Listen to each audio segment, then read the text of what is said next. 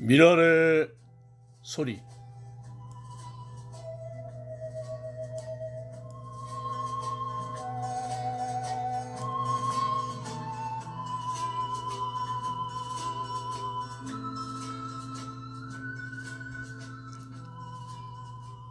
나 그대의 풍경이 되어 주리라.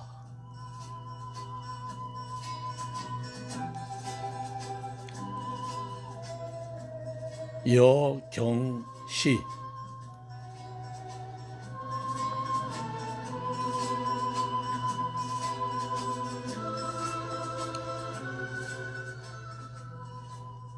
나 그대의 풍경이 되어 주리라. 그대 갈막이 되어 날아가면 나 잔잔한 바다 되어 함께 가고,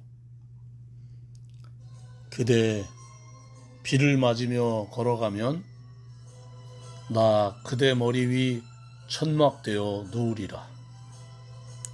그대 지쳐 쓰러지면 나 바람 되어 그대 이마 위 땀 식혀주고, 여름밤 그대 잠 못 이뤄 뒤척이면 방충망 되어 그대 지켜주리라.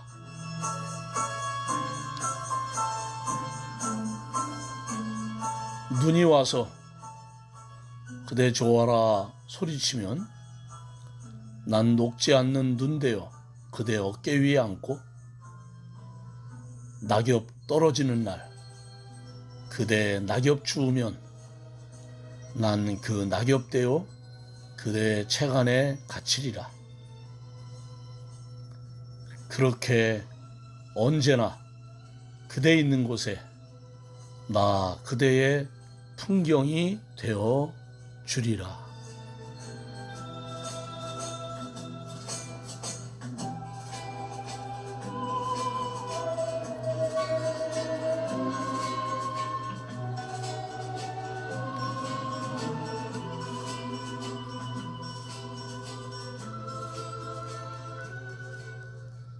안녕하세요. 미랄 선교단을 섬기고 있는 이재철 목사입니다. 오늘 성경 묵상 요한복음 1장 50절에서 51절 말씀. 예수께서 대답하여 이르시되 내가 너를 무화과 나무 아래에서 보았다 함으로 믿느냐? 이보다 더 큰 일을 보리라. 또 이르시되 진실로 진실로 너희에게 이르노니 하늘이 열리고 하나님의 사자들이 인자 위에 오르락 내리락 하는 것을 보리라 하시니라. 이보다 더 큰 일을 보리라 말씀을 묵상하고 있습니다. 나다나엘은 사람들을 피해 잎이 무성한 무화과 나무 아래에 있었습니다. 이곳은 당시에 랍비들이 율법을 교육하거나 묵상하며 기도하던 장소로 나다나엘 또한 사람들이 없는 한적한 시간을 이용해 무화과 나무 아래에서 기도하고 하나님의 말씀을 묵상했던 것입니다. 성 어거스틴의 참회록을 보면 나는 무화과 나무 아래 쓰러져서 엎드려 정신없이 눈물에 잠겨 있었나이다. 그리고 내 눈에서 홍수처럼 터져나오는 그 눈물이 주 앞에 상덜하였나이다 라고 적었습니다. 어거스틴 역시 무화과 나무 아래서 하나님께 눈물의 기도를 드렸던 것입니다. 그러므로 무화과 나무 아래라는 장소는 오늘날 하나님과 독대하는 기도방이나 기도하는 장소 또는 조용한 마음의 묵상이라고 할 수 있습니다. 우리에게도 이와 같이 하나님과 독대하는 장소가 있어야 합니다. 그래서 그곳에서 늘 기도함으로 나다나엘을 보고 칭찬하시며 하나님의 일꾼으로 부르신 것처럼 우리 또한 하나님께 기쁨으로 칭찬하고 하나님의 일꾼으로 불러주시는 영광이 있기를 바랍니다. 예수님은 나다나엘의 이러한 모습을 주목하고 계셨습니다. 이제 나다나엘은 더 이상 예수님 앞에서 나사렛 예수님을 언급할 수 없었습니다. 그는 나사렛 사람임을 언급할 수 없었습니다. 그는 자신보다도 자신을 더 잘 알고 계시는 예수님 앞에서 마치 온몸이 벗겨질 것 같은 그런 모습으로 서 있었습니다. 그랬기에 부끄럽고 죄송한 마음으로 랍비요, 당신은 하나님의 아들이시오, 당신은 이스라엘의 임금이로소이다 라며 믿음의 고백을 하고 있습니다. 우리 애청자 여러분, 나다나엘을 보고 계시는 하나님께서 오늘 우리도 보고 계십니다. 우리가 우리만의 생각과 고민과 노력으로 하나님께 탄식하며 기도할 때 하나님은 조용히 우리 곁에서 우리의 기도를 듣고 계십니다. 그러기에 우리는 욥과 같이 또 다윗과 같이 언제나 변치 않는 믿음으로 하나님께서 언제나 나와 함께 하시며 나를 보고 계신다는 사실을 기억해야 합니다. 그러기에 세상 모든 사람들이 불가능하다고 해도 하나님의 약속을 붙잡고 그것을 신뢰하며 하나님에 대한 확신 속에서 행동할 수 있게 되는 것입니다. 이제 나다나엘은 자신이 알고 있는 율법 지식, 즉 성경 지식으로 예수님을 알지 않았습니다. 그럼 예수님은 왜 무화과 나무 아래에 있는 나다나엘을 보고만 계셨을까요? 전도서 3장 1절 범사에 기한이 있고 천하만사가 다 때가 있나니, 예수님은 그 때를 기다리셨던 것입니다. 하나님의 때와 우리의 때는 다릅니다. 이사야 55장 8절 이는 내 생각이 너희 생각과 다르며 내 길은 너희의 길과 다름이니라, 여호와의 말씀이니라. 여러분, 세상은 자신들이 계획하고 또 자신들이 정해놓은 그 시간에 외적으로 나타나는 것이나 현재 진행 상황을 보고 결정하지만 하나님은 우리 마음에 자리 잡은 것과 우리의 행동을 보고 하나님의 때에 행하십니다. 그러므로 우리는 우리의 마음이 무엇으로 채워져 있는지 또 우리가 무엇을 하고 있는지를 돌아보면서 나다나엘이 조용한 곳에서 하나님의 말씀을 묵상하며 약속을 기다린 것처럼 우리에게 주어질 하나님의 때를 기다리며 하나님께서 우리의 삶 한가운데 오기를 갈망하며 삶 속에서 하나님을 만나는 삶을 살아야 할 것입니다. 50절과 51절을 보면 예수님께서 내가 너를 무화과 나무 아래에서 보았다고 믿느냐? 이보다 더 큰 일을 보리라, 그렇게 말씀합니다. 나다나엘이 예수님께 당신은 하나님의 아들이시오, 당신은 이스라엘의 임금이로소이다 한 것에 대한 예수님의 대답입니다. 뭐 그 정도 가지고 놀라느냐? 이보다 더 큰 일을 보리라. 51절에 보면 하늘이 열리고 하나님의 사자들이 인자 위에 오르락 내리락 하는 것을 보리라. 이게 누가 본 겁니까? 야곱이 본 겁니다. 야곱이 형을 피해서 외삼촌 집인 하란으로 가던 중에 광야에서 돌베개를 베고 잘 때 꿈에서 본 것이 뭡니까? 하늘나라까지 연결된 사닥다리였어요. 그 큰일을 나다나엘도 볼 수 있다는 거예요. 누구만이? 하나님을 신뢰하고 비전을 하나님께 두는 사람. 우리는 오늘의 조그만 기도 응답에 환희합니다. 그러나 하나님은 당신을 통해 더 큰 일을 계획하고 있습니다. 저희 필라델피아 미랄 선교단은 매년 가을 미랄의 밤을 엽니다. 2023 제19회 미랄의 밤을 오는 토요일 23일 오후 7시 안디옥 교회에서 하나님께 올려드립니다. 이번에 초청하신 분은 복음성가의 대부로 불리는 박종호 장로님입니다. 여러분 교회에 이미 티켓이 배부되어 있고요. 첼트넴 한아름 안에 쿠쿠 정수기, 어포다비 지역 2층 한아름, 2층 푸드코트 몽실통통, 그리고 랜스데일 지역은 해남이용실에서 티켓을 판매하고 있습니다. 여러분, 이 깊어가는 가을, 오는 토요일 23일 안디옥 교회 미랄의 밤으로 여러분을 초대합니다. 오늘은 뉴저지 미랄 선교단의 사랑의 교회실의 스텝으로 헌신하고 있는 김예인 자매, 그들은 우리의 사랑스러운 친구들일 뿐입니다 라는 글을 소개해 드리고자 합니다. 저는 고등학교 때 처음 미랄 봉사를 시작했습니다. 현재는 대학을 졸업하고 미랄에서 스텝으로 일하고 있습니다. 제가 처음 봉사활동을 시작했을 때와 지금 가장 달라진 점은 하나님과의 관계입니다. 이제 저는 예수님을 따르는 진정한 거듭난 자가 되었습니다. 이것은 제 삶의 올바른 방향으로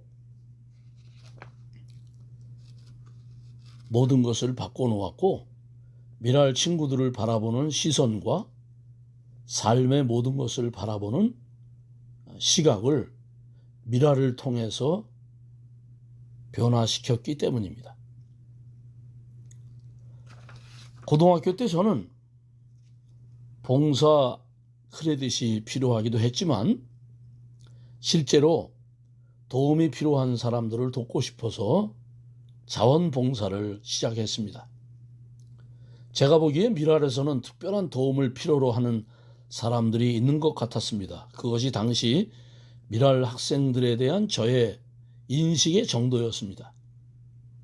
몇 년 후 진정한 신자로서 미랄로 돌아오면서 저는 장애인 혹은 미랄 친구들에 대한 제 관점이 근본적인 오류가 있다는 것을 깨달았습니다. 이 깨달음은 그들을 단지 도움을 필요로 하는 사람들이 아니라 진정한 친구로 삼아야 한다는 그런 열망이었습니다.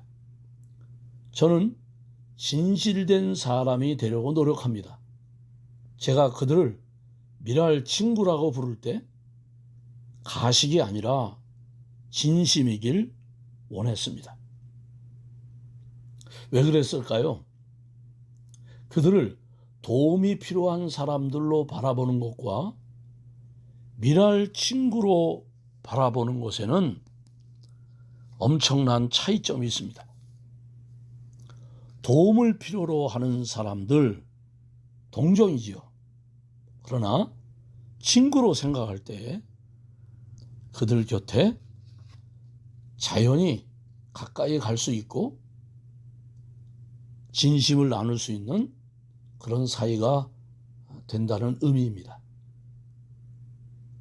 제가 이 질문에 대한 답에 대해서 고민했을 때 하나님은 저의 생각의 근본적인 오류, 즉 선행이라고 믿었던 것에 가려진 저의 굉장한 오만함, 즉 제가 미랄 친구들을 도움이 필요한 장애인으로만 보는 관점이 교만에서 시작되었다는 것을 깨달았습니다.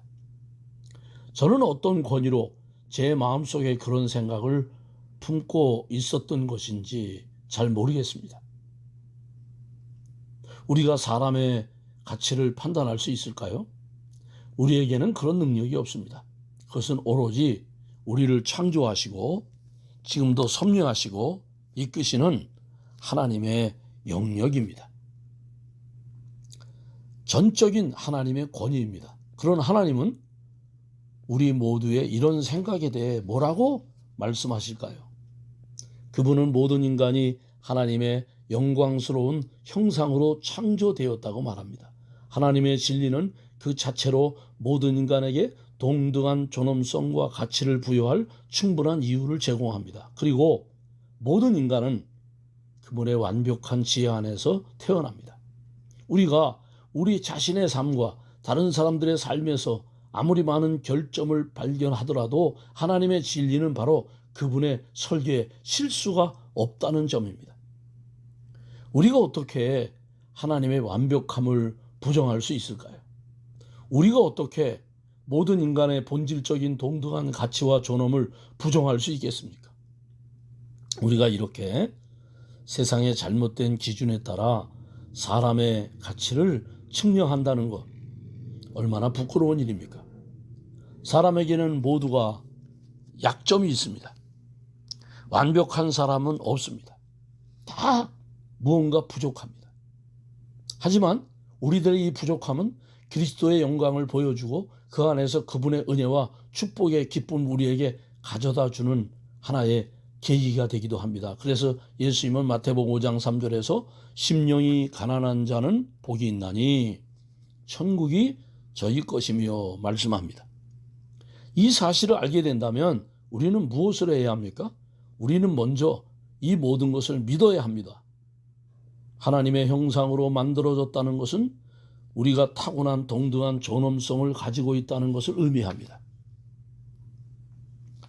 그리고 실수를 허용하지 않는 하나님의 완벽한 지혜와 디자인 안에서 오직 구세주인 예수 그리스도만이 우리의 필요를 채워주시는 분임을 알아야 합니다. 그리고 우리는 서로 사랑해야 합니다. 그렇다면 사랑이란 무엇일까요?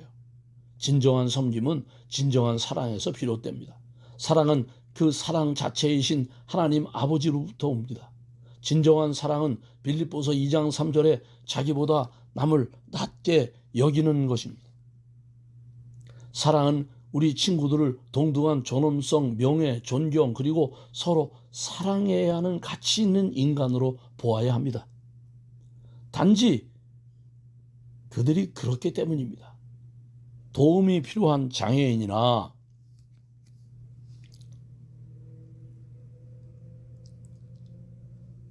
사람들로 분류하면 범위가 좁아집니다. 패러다임의 전환이 필요합니다. 우리는 이 사랑스러운 사람들을 진정한 우리 자신으로 볼 필요가 있습니다. 우리는 다음과 같은 질문에 대해 더 생각해 볼 필요가 있습니다. 어떻게 그들을 품을 수 있을까? 우리가 어떻게 그들을 존엄한 존재로 만날 수 있을까?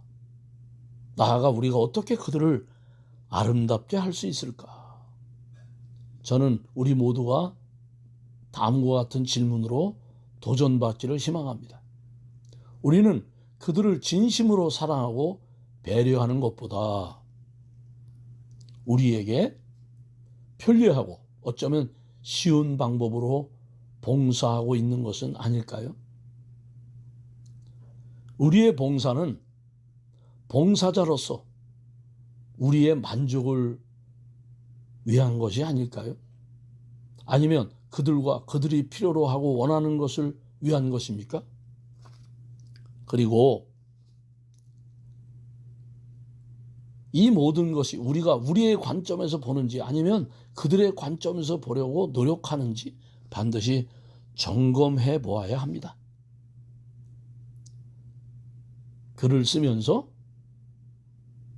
우리 미랄 가족들 모두와 함께 이 질문 앞에 우리는 엄숙히 자신을 돌아보고 대답해야 한다고 생각합니다. 저는 처음에 그저 도움을 필요하는 사람이라고 생각하고 미라를 찾아왔습니다.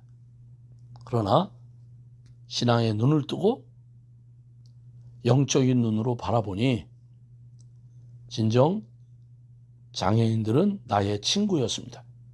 아니 오히려 나의 스승이었습니다. 그래서 저는 매주 토요일마다 미랄에 나와 기쁨으로 봉사합니다. 사랑합니다. 축복합니다. 아름다운 세상입니다.